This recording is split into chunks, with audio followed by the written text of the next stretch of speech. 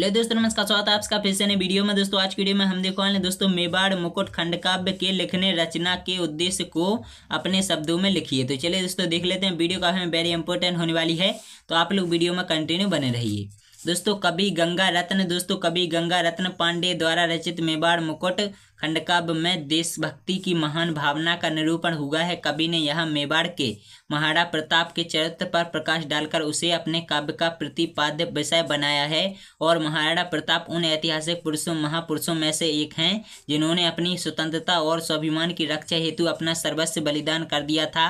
उन्होंने आजीवन अकबर की पराधीनता स्वीकार नहीं की, इसलिए उन्हें अनेक कष्ट भी सहने पड़े। यहाँ तक कि उन्हें अपनी पत्नी और बालक अमर सिंह के साथ वन में एकाकी जीवन बिताना पड़ा, जहाँ भी पर्याप्त भोजन भी नहीं जुटा पाते थे। परंतु उन्होंने विषम परिस्थितियों का सामना करने पर भी हार नहीं मानी। और इस खंडकाव्य में कवि ने राणा प्रताप के संपूर्ण जीवन का चित्रण का वर्णन न करके उनके जीवन के एक छोटे से हिस्से को ही प्रस्तुत किया है। इस खंडकाव्य का आरंभ हल्दी घाटी में हल्दी घाटी में मिली पराजय के साथ होता है और अंत में भामाशाह के द्वारा दिए गए दान के साथ होता है। कवि ने महाराणा प्रताप के जीवन के केवल उस अंश को काव्यबद्ध किया है जो उनके जीवन का सबसे कठिन समय था। उसका मार्मिक चित्रण करके कवि ने पाठकों को झकझोर दिया है।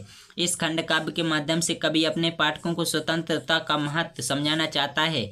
उसके लिए देश हित से बढ़कर कुछ नहीं है। उसका उद्देश्य आज के आधुनिक समाज में देश हित को सर्वोपरि समझते हुए उसके लिए सर्वस्व त्याग एवं बलिदान की भावना जगाना है। इस खंडकाव्य में विभिन्न स्थानों पर स्वदेश प्रेम को उत्कट भावना एवं उसके लिए संघर्ष का प्रण व्यक्त हुआ है, जिससे पाठक प्रभावित हुए बिना नहीं रहता है। अतः खंडकाव्य की उद्देश्य पूर्ति में कवि को पूरी सफलता मिली है। ध्यान रहे कि महाराणा प्रताप और मुगल सम्राट अकबर के मध्य लड़ाई कोई सांप्रदायिक संघर्ष नहीं था, बल्कि अपने अपने आदर्शों की रक्षा हेतु किया गया संघर्ष था। कवि ने इस खंडकाव्य के नायक महाराणा प्रताप को मेवाड़ मुकुट कहकर संबोधित किया है। मेवाड़ व्यक्ति अथवा राष्ट्र के मान सम्मान का प्रतीक होता है एवं उसकी आन बान शान का द्योतक होता है। महाराणा प्रताप को मेवाड़ मुकुट कहना उचित ही है, क्योंकि वह अपनी मातृभूमि मेवाड़ के लिए अंत तक संघर्षशील रहे। सभी राजपूत राजा एक एक करके अकबर की पराधीनता स्वीकार कर रहे थे, परंतु केवल महाराणा प्रताप ने ही स्वीकार नहीं की।